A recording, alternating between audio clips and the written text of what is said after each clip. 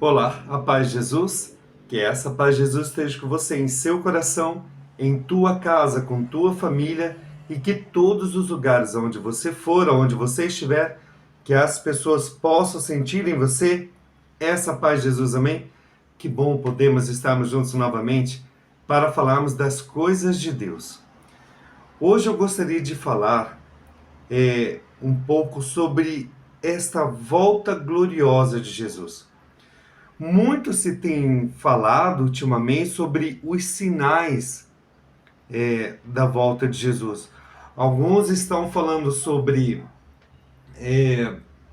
os terremotos, os furacões, as tsunamis, os astros que têm aparecido nos céus, né, que a ciência tem acompanhado aí, cometas e etc.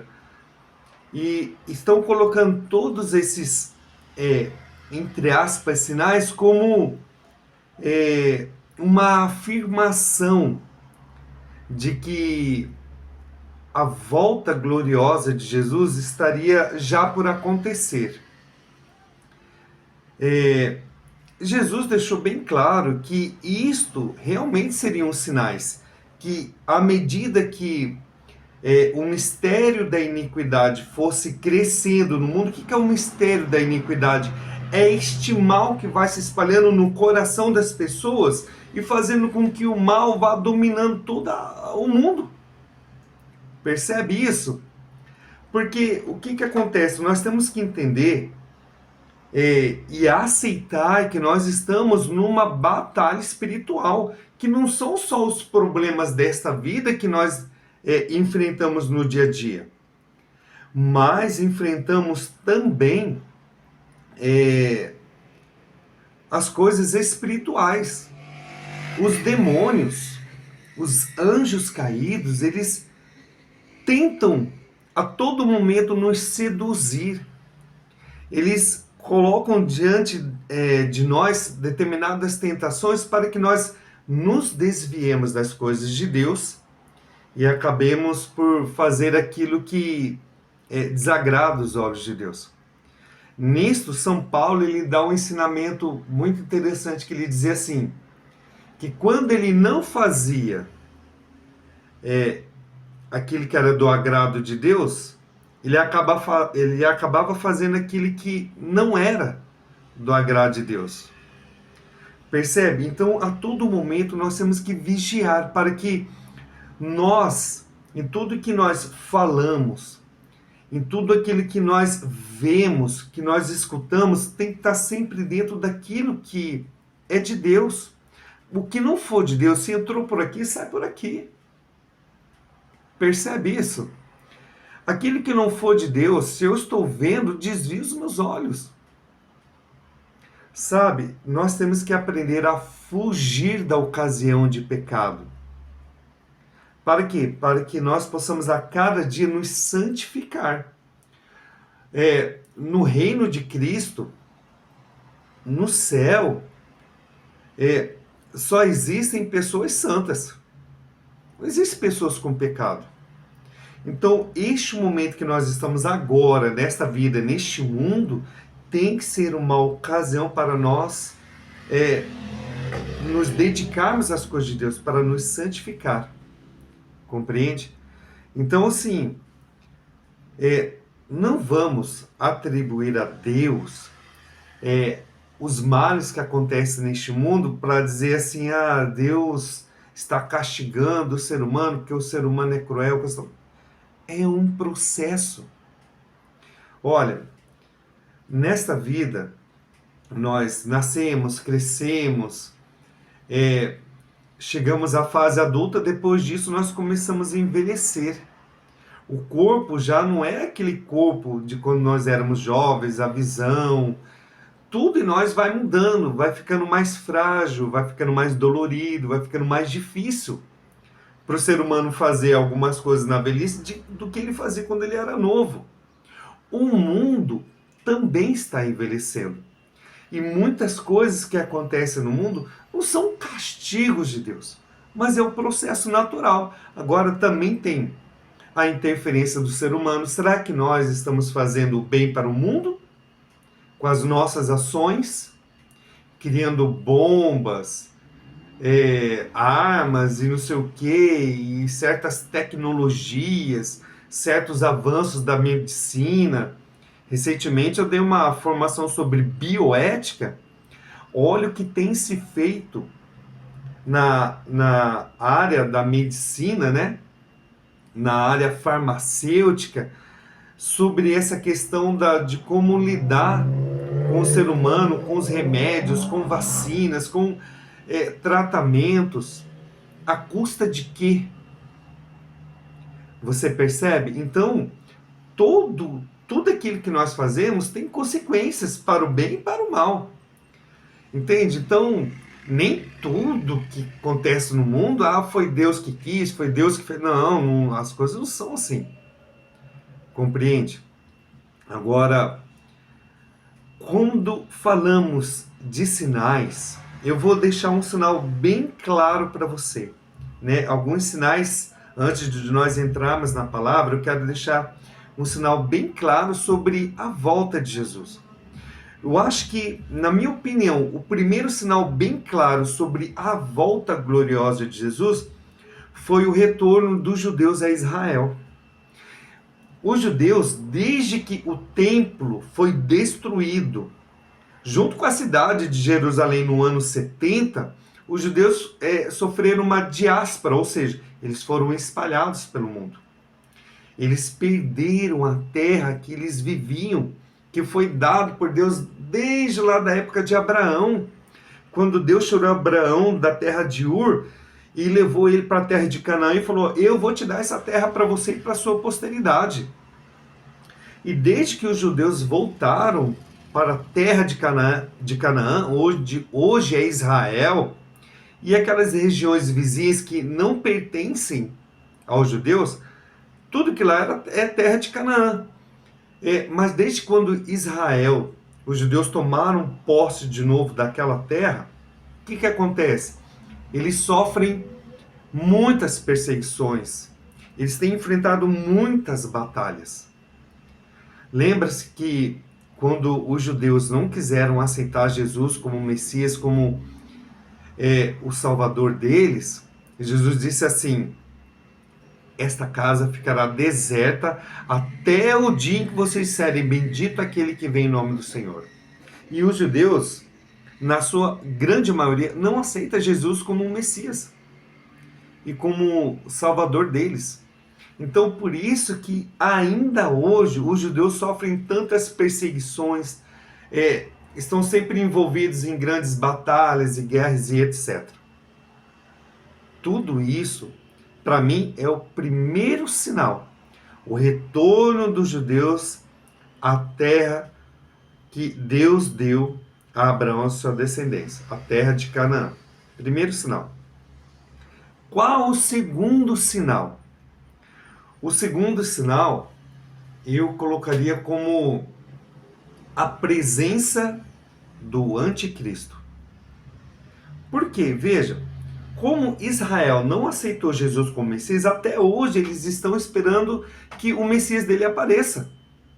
E nós sabemos pela palavra, e a igreja, através do catecismo, já avisa sobre isso, de que vai haver um pseudo-messianismo. Olha como a igreja é sábia. De que o ser humano se coloca no lugar de Deus. Ou seja, o que a palavra nos ensina diante dessa revelação da igreja?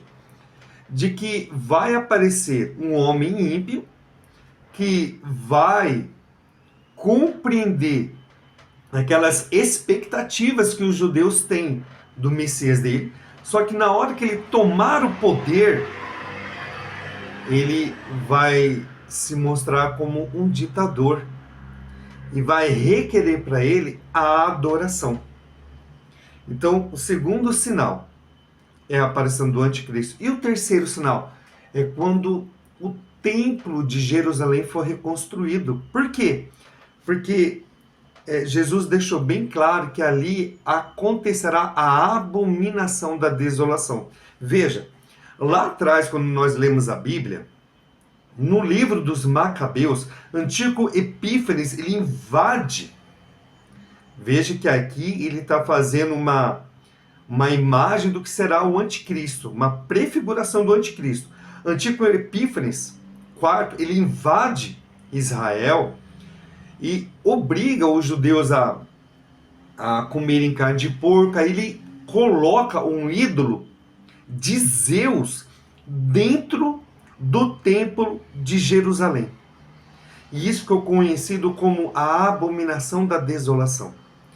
Quando o anticristo se manifestar, e isso é assegurado pela palavra, ele vai colocar um ídolo dentro do templo de Jerusalém.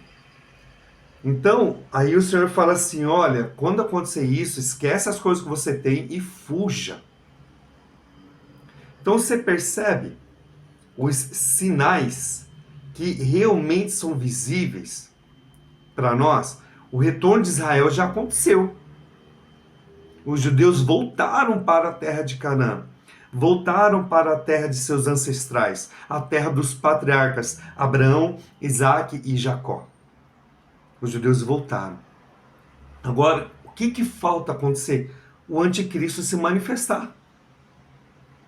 E a palavra de Deus ela é bem profunda nisso, porque diz que também vai aparecer um falso profeta que vai promover o anticristo. O anticristo vai levantar um império para poder conquistar todo o povo de Deus, toda a terra de Canaã, e depois vai estender a sua maldade para o mundo. Mas você percebe que esse homem ímpio ele tem que aparecer? Ele já está no mundo? Não sabemos. Mas se ele tiver, ele não se manifestou ainda. Quando ele vai se manifestar? Não sabemos. Mas sabemos que o primeiro sinal, que é o retorno dos judeus a Israel, já aconteceu. O segundo, que é a presença do anticristo, ainda não aconteceu. O terceiro só vai acontecer após, que é a reconstrução do templo de Jerusalém, só vai acontecer após a presença do anticristo. Então, esses são sinais claros.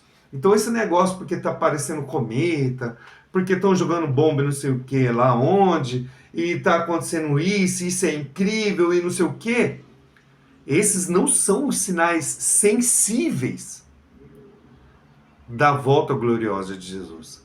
Por isso, eu quero convidar vocês a pregar o evangelho do nosso amigo Marcos, São Marcos, ali no capítulo 13. Nós vamos começar a partir do versículo 24.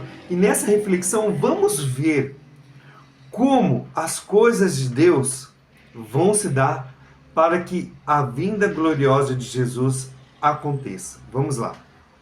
Evangelho do nosso amigo Marcos, capítulo 13, a partir do versículo 24, que vai nos dizer assim: Mas naqueles dias, depois dessa aflição, o sol escurecerá e a lua não dará sua claridade. As estrelas cairão do firmamento e os poderes do céu serão abalados. Então verão o Filho do Homem vir sobre as nuvens com grande poder e glória. Ele enviará os anjos e reunirá os eleitos dos quatro ventos, desde o extremo da terra até o extremo do céu. Aprendei a parábola da figueira. Quando os ramos estão tenros e as folhas brotam, sabeis que o verão está próximo. Assim também, quando virdes acontecer essas coisas, ficais sabendo que o Filho do Homem está próximo, às portas. Eu vos asseguro, não passará essa geração antes que tudo isso aconteça. Passará o céu e a terra, minhas palavras não passarão. Quanto a esse dia e essa hora, ninguém sabe, nem os anjos do céu, nem o Filho, mas somente o Pai. Ficai de sobreaviso e vigiai, porque não sabeis quando será o momento.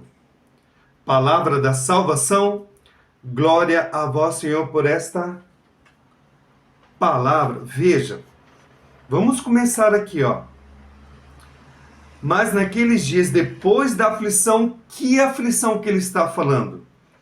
Ele está se referindo àquele momento da abominação da desolação, que vai começar a perseguição ao resto de Israel. Aqueles 144 mil de Apocalipse, os remanescentes do povo de Deus. Vai começar a grande tribulação para eles. Por quê? Porque o anticristo vai colocar o ídolo no templo e vai exigir que adorem aquele ídolo. A palavra diz que o próprio ídolo vai falar para que ele seja adorado. Que espírito estará dominando, possuindo aquele ídolo? Que espírito? O de Satanás. Satanás toda a vida quis ser adorado. Lembra na tentação de Jesus? Olha, se você se prostrar aos meus pés, me adorar, eu vou te dar tudo isso. A mesma tentação eu acho que vai acontecer com o anticristo. Só que em vez de ser como Jesus e renunciar, não, ele vai aceitar. Então o anticristo vai ter todo o poder na mão. Por isso que ele é chamado filho do demônio, filho de Satanás, filho do diabo, filho da perdição. Percebe isso? Agora, vamos lá. Então, essa perseguição que vai começar a acontecer a partir desse momento. É essa aflição que essa palavra está dizendo aqui. Aí ele diz assim, ó, o sol escurecerá e a lua não dará a sua claridade. E as estrelas cairão do firmamento. Lembra aquele ensinamento antigo dos santos da igreja? Sobre 3 dias de escuridão? 3 dias de trevas? Algumas pessoas acham loucura isso, mas nós temos até exemplos na Bíblia de que aconteceu isso. Por exemplo, Moisés, quando estava naquele embate com o faraó para tirar o povo de Deus da escravidão do Egito, vieram 3 dias de trevas. Ah, mas como vai acontecer isso? Como que o sol vai apagar? Eu não sei como vai acontecer. De repente, não sei, parece um cometa gigante, entra na frente do sol, a luz do sol não chega na terra, não chega o calor, vai esfriar. Padre Pio diz que quando acontecer esses 3 dias de treva, diz que um frio súbito e muito intenso vai acontecer. Se não for um cometa, pode ser que nuvens intensas cubram a Terra, isso já aconteceu. Nos anos 500 e alguma coisa aí, aliás, tem uma playlist no meu canal sobre os 3 dias de trevas. Eu gostaria de que você desse uma conferida lá, que eu falo sobre esses fenômenos. E essa escuridão que houve lá naquele pedaço lá da Europa lá, deixou o mundo numa escuridão sem a luz do sol por muito tempo. As plantas morreram, os animais que são herbívoros, né, acabaram morrendo, os outros animais que são carnívoros, que se alimentam dos herbívoros, acabaram morrendo, os homens não conseguiam fazer plantação, muita gente morreu por causa disso. Então falar que o mundo vai ficar em trevas por 3 dias não é coisa nova, nem para a ciência e nem para a revelação bíblica. O fato é que nós não sabemos como isso vai se dar, mas que vai acontecer, isso é certo. Essa palavra já nos garante isso.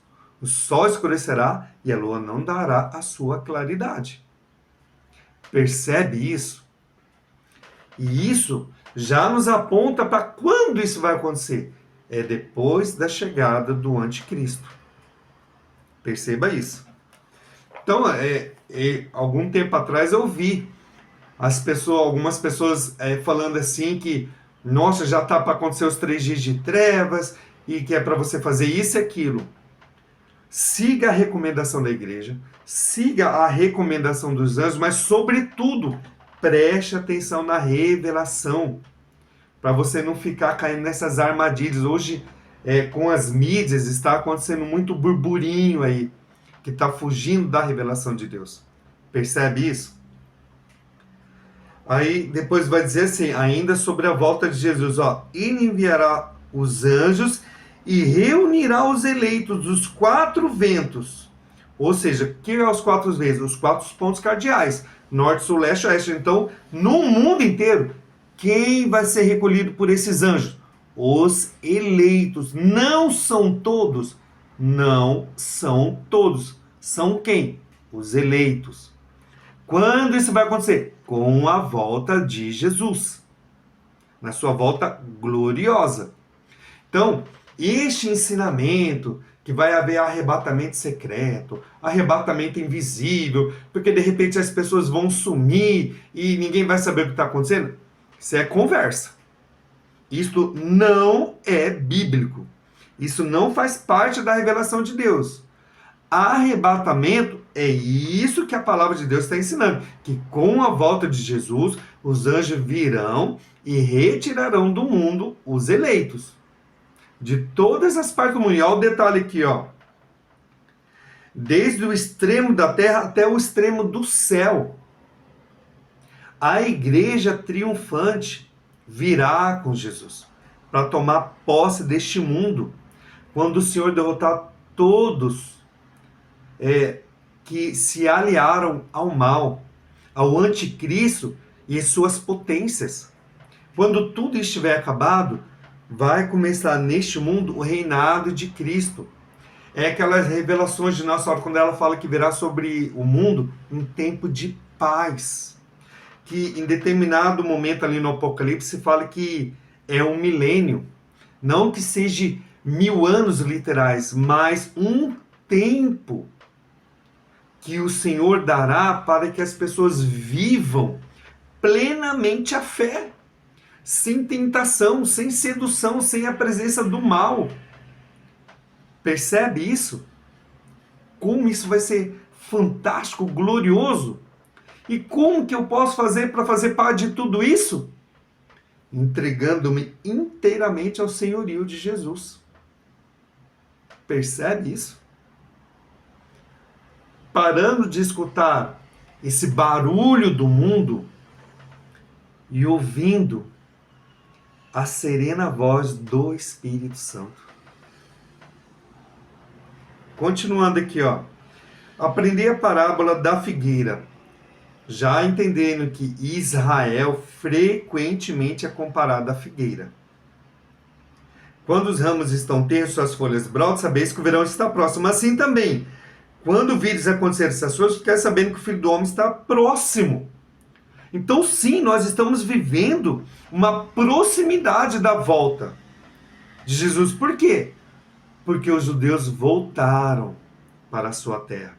O primeiro sinal sensível, concreto para a volta de Jesus. O primeiro sinal aconteceu. Né? Os judeus voltaram.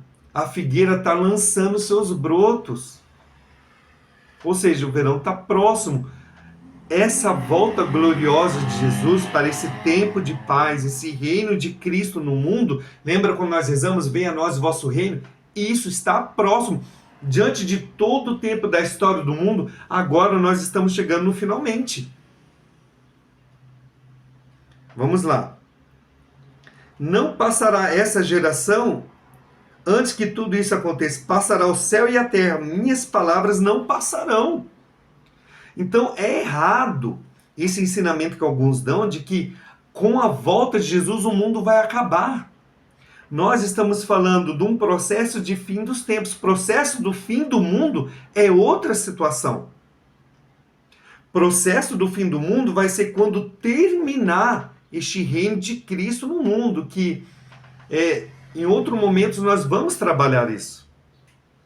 Sabe, eu já trabalhei um pouco isso nos vídeos aqui do canal, sobre o milênio e coisa e tal.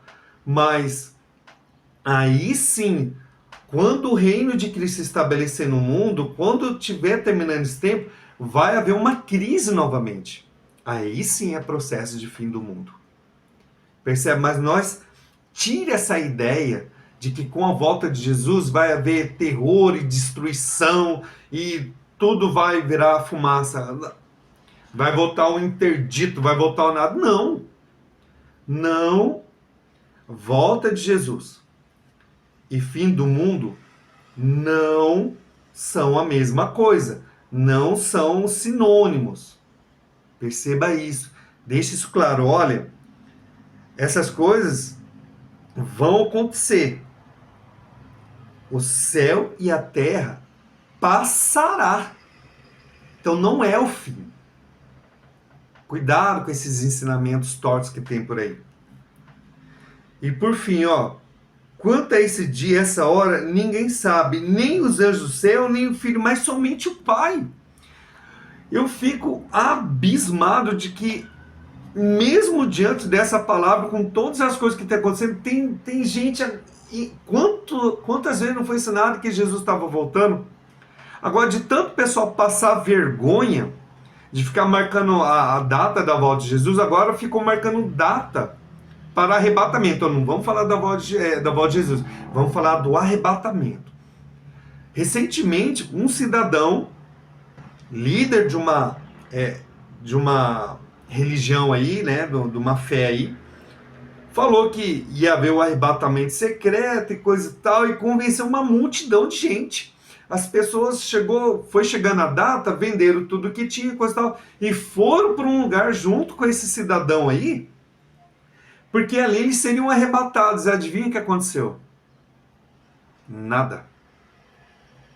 Nada aconteceu.